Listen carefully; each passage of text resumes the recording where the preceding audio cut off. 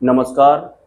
परब्रह्म परमात्मा की भक्ति हर किसी के नसीब में नहीं होती और माया कैसे हर एक इंसान के वीक पॉइंट जानती है और समय आने पर उन पर ही चोट मारती है। इन विषय पर आज मैं चर्चा करने वाला हूं। तो जैसा कि आप जानते हैं कि पहले मैं सिद्धि मार्ग के वीडियोज बनाया करता था और मुक्ति मार्ग में होने के बाद भी मैं मुक्ति मार्ग के बारे में ज़्यादा कुछ चर्चा नहीं किया करता था, क्योंकि ज़्यादातर इंसान इस पृथ्वी लोक में माया की गिरफ्त में होते हैं या माया ने उन्हें रिझा दिया होता है, लुभा दिया होता है। तो फिर आध्यात्मिक यात्रा शुरू करने के बाद भी उन्हें सिद्धि प्राप्त करनी होती है या फिर जिस भी तरह के संकट या फिर दुख उनके जीवन में चल रहे होते हैं वो उन्हें दूर करने होते हैं। और जैसे ही अगर उनके दुख दूर हो जाएंगे तो सिंपली वो भगवान को भी भूल जाते हैं।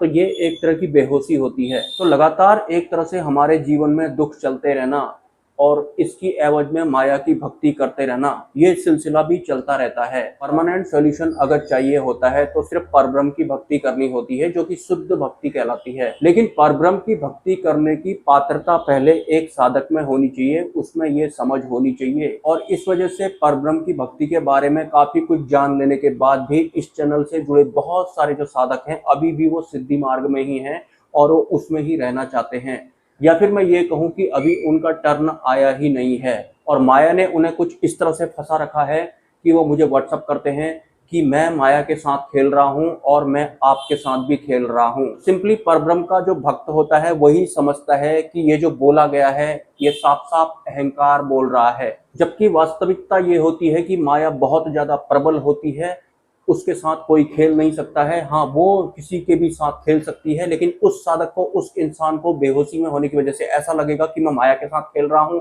या फिर मैं इस दुनिया में किसी भी इंसान के साथ खेल रहा हूँ। और माया के प्रभाव से बचने का एकमात्र आखिरी सत्य ये होता है कि उसे परब्रह्म की भक्ति करनी होती है। और परब्रह्म की भक्ति इंसान तब शुरू करता है जब परब्रह्म द्वारा ही उसे चुना गया होता है।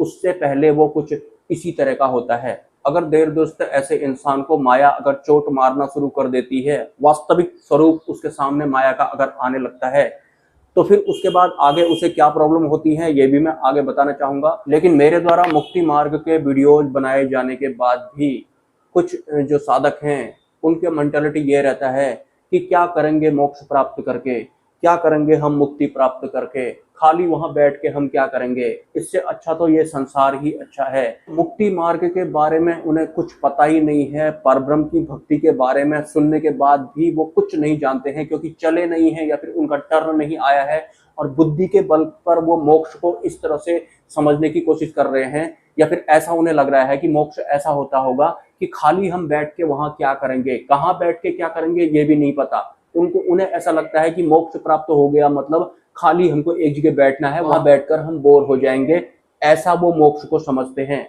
जबकि उन्हें नहीं पता आत्म स्थिर अगर एक इंसान हो जाता है तो परमात्मा की क्षेत्र की इंद्रियां ही अलग होती हैं, वहां का आवरण ही अलग होता है, बुद्धि से नहीं समझा जा सकता है। मैं किसी को फोर्स नहीं करूंगा कि आप परब्रह्म की भक्ति करें, और मैं फोर्स करने वाला होता भी कौन हूं। अगर आपका टर्न नहीं आया होगा तो सिंपली उसमें भी उनका ही हाथ होता है।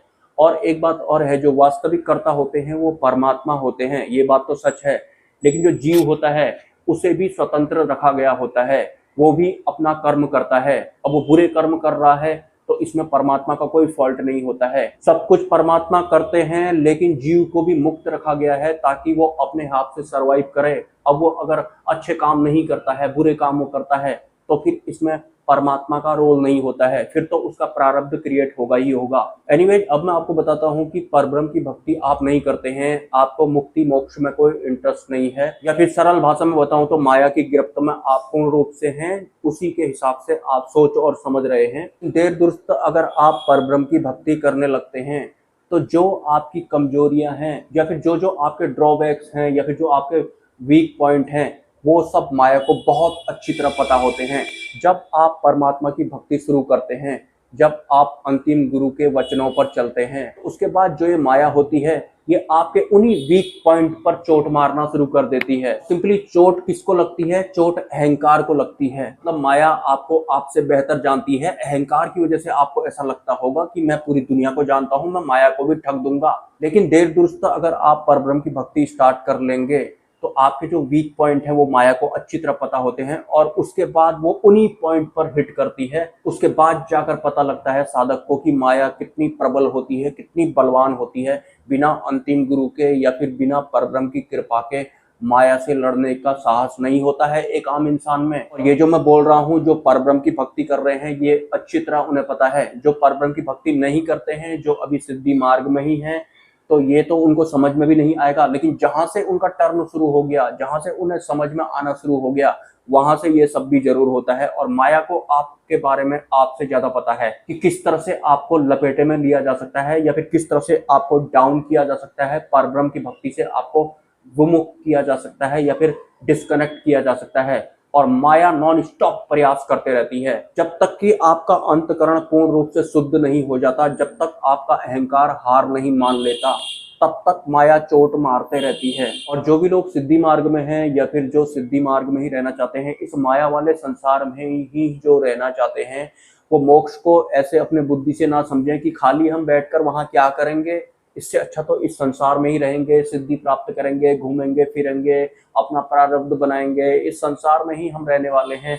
ऐसा नहीं होता है। मोक्ष परब्रह्म है, वो परमात्मा है, वो उनकी वजह से सब कुछ होता है। ये काल कर्म माया वगैरह तो उनकी शक्तियां मात्र होती हैं। अगर उनके ही सानिध्य में आप आ जाएंगे, उनके स्वरूप ही अगर आप हो जाएंगे, तो फिर उसे आप बुद्धि से समझ नहीं सकते हैं या फिर बता नहीं सकते हैं, लेकिन अनुभव जरूर कर सकते हैं। और उस अनुभव को आप किसी को बता नहीं सकते हैं। हाँ, उस अनुभव को वो समझ सकता है जो पहले से ही परब्रह्म की भक्ति में होगा। एक सांसारिक इंसान या फिर जो माया की भक्ति करता है वो नहीं समझ सकता है, क्योंकि माया की भक्ति करने तक अहंकार प्रबल होता है। और माया की भक्ति मतलब इस संसार में ही आपको कुछ मिलने वाला है। इस संसार में अगर आपको कुछ मिलेगा तो सिंपली आपके मन को वो प्रिय लगता होगा, इसलिए ही आपको वो मिला होगा। और अगर आपको मिल गया फिर तो आपका अहंकार और ज्यादा पावरफुल होने वाला है। फिर तो आप और ज्यादा बोलने वाले हैं कि मैं तो माया के साथ भी खेलता हूँ, मैं तुम्हारे साथ भी खेल रहा हूँ। दोबारा से बोल देता हूँ, माया के साथ कोई नहीं खेल सकता। हाँ, आपको लगता होगा ऐसा कि मैं माया के साथ खेल रहा हूँ, वो भी माया द्वारा ही लगवाया जाता है ताकि तुम बेहोश ही रहो। और जहां तक बात रही मेरे साथ खेलने की, आप मेरे साथ खेलो, लेकिन आप खेलने में सफल तब होंगे जब आपके जीवन में वास्तविक भक्ति की शुरुआत हो जाएगी, मतलब परब्रह्म की भक्ति की शुरुआत हो जाएगी। वरना जो ये आप खेल रहे हैं वो आप बेहोशी में खेल रहे हैं, आपको ऐसा लग रहा है कि मैं होश में खेल रहा हूँ, ये माया होती है।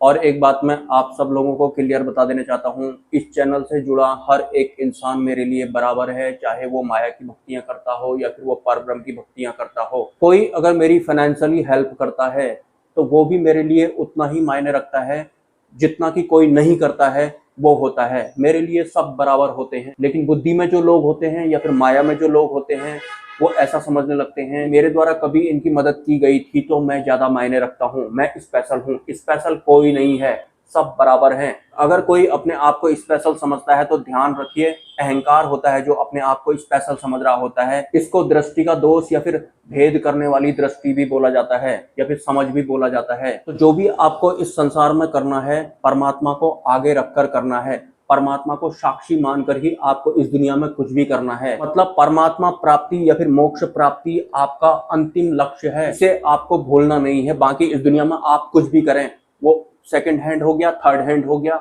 या आप उसे किसी भी दायरे में डाल सकते हैं, लेकिन सबसे आगे आपको परमात्मा को रखना है। परमात्मा किसको रखना है? परब्रह्म परमात्मा को रखना है कि अपनी इस जीवन यात्रा के दौरान मुझे ब्रह्मरूप होना है ताकि मैं परब्रह्म की भक्ति कर पाऊं। इस मनोभाव के साथ आपको इस दुनिया में सरवाइव करना है। किसी को डोनेशन करना है तो भी इस मनोभाव के साथ करना है, नहीं करना है तो भी इस मनोभाव के साथ करना है।